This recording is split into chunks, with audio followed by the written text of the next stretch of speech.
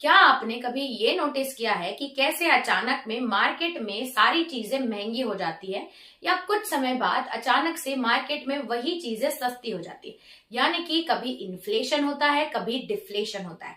तो अगर आपने नहीं सोचा कि ये कैसे मार्केट में कोई चीज महंगी हो रही है या सस्ती हो रही है, या कैसे कभी कभी जो बैंक से आप लोन लेते थे आपको कम इंटरेस्ट रेट में मिलता था, अभी वही बैंक लोन आपको ज्यादा इंटरेस्ट रेट पे मिलता है, या बैंक से लोन लेना कभी कभी बहुत महंगा पड़ जाता है। ऐसा क्यों होता है? तो इस वीडियो में हम पूरी डिटेल में समझेंगे ऐसा क्यों होता है।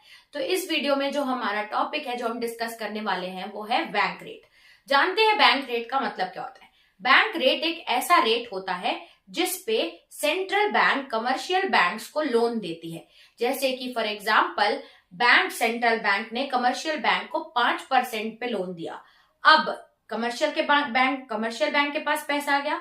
अब कमर्शियल बैंक इस पैसे को मार्केट में लेंड करेगी। अगर कमर्शियल बैंक को 5% इंटरेस्ट रेट में मिला है तो जाहिर सी बात है कमर्शियल बैंक कुछ परसेंट इंटरेस्ट खुद भी कमाएगी, यानी कि वो 7 या 8% इंटरेस्ट पे मार्केट में या लोगों को लोन देगी इंटरेस्ट रेट पे।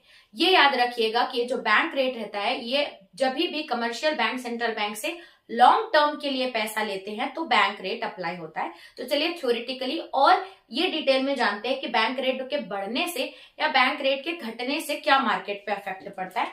तो देखिए लिखा है बैंक रेट, ये एक ऐसा इंटरेस्ट रेट है eight which central bank money देती है किसको? कमर्शियल बैंक्स को फॉर ये याद रखिएगा bank rate for long period of time में रहता है और इसमें कोई भी सिक्योरिटी नहीं लगती है। मॉर्गेज या सिक्योरिटी के बिना ही सेंट्रल बैंक कमर्शियल बैंक्स को लोन देती है। इजी लैंग्वेज में समझोगे तो बैंक रेट एक ऐसा इंटरेस्ट रेट है जो कि सेंट्रल बैंक चार्ज करती है जब वो किसी भी कमर्शियल बैंक को लोन देती है। As simple as that. बस 2 की पॉइंट्स आपको याद रखनी है, लॉन्ग टर्म के लिए प्लस विदाउट एनी सिक्योरिटी का ये बैंक लोन होता है। अब चलिए ये जानते हैं कि अगर ये बैंक रेट बढ़ता है या बैंक रेट कम होता है तो उसके क्या क्या कॉन्सिक्वेंसेस है। मान लो इनिशियल स्टेज पे जो हमारा बैंक्स, ये हमारी सेंट्रल बैंक है, सेंट्रल बैंक इनिशियल स्टेज पे 5% पे लोन दे रही थी किसको? कमर्शियल बैंक्स को दे रही थी। और कमर्शियल बैंक्स फिर नॉर्मल लोगों को या मार्केट में पैसा कमर्शियल बैंक लैंड करती है। अब मान लो सेंट्रल बैंक कमर्शियल बैंक्स को 5% पे इंटरेस्ट रेट पे लोन दे रही थी। अब मान लो अचानक से ये इंटरेस्ट रेट इंक्रीज हो जाता है। पहले ये 5% था, अभी ये बैंक रेट सेंट्रल बैंक ने इंक्रीज करके कितना कर दिया? 7%। ठीक है, यानी कि अब ये याद रखिएगा कि अगर आप पहले 10,000 रुपए आप कमर्शियल बैंक से लोन ले रहे थे तो 10,000 का 5% यानी कि कितना हो रहा था? 500 रुपीज इंटरेस्ट देना पड़ा था। अब 7 हो गया तो अब कितना इंटरेस्ट देना पड़ेगा? 700 रुपए। यानी कि अब लोन क्या हो गया? लोन हो गया कॉस्टली। मतलब सेंट्रल बैंक से कमर्शियल बैंक को लोन अब महंगे में मिल रहा है। जब लोन लेना कॉस्टली हो जाता है, यानी कि कॉस्टली हो जाता है, तो अब कमर्शियल बैंक भी क्या करेगी? पहले ये इन्होंने ही 7% से लिया है तो कमर्शियल बैंक्स भी क्या करेगी? इंटरेस्ट रेट बढ़ा देगी, ये 9 या 10% पे इंटरेस्ट देगी। यानी कि अब लोन लेना कॉस्टली हो गया। अगर लोन लेना कॉस्टली हो गया तो मार्केट में लोग कम लेंडिंग होगी, यानी कि लोग कम लोन लेंगे क्योंकि इंटरेस्ट रेट बहुत ज्यादा है। अगर मार्केट में कम लोन रहेगा तो मनी सप्लाई मार्केट में कम जाएगा, मार्केट में पैसा कम जाएगा। और मार्केट में पैसा कम होगा यानी कि हम ये बोल सकते हैं कि अगर इन्फ्लेशन है मार्केट में तो ऑटोमेटिकली लोगों का परचेजिंग पावर कम है।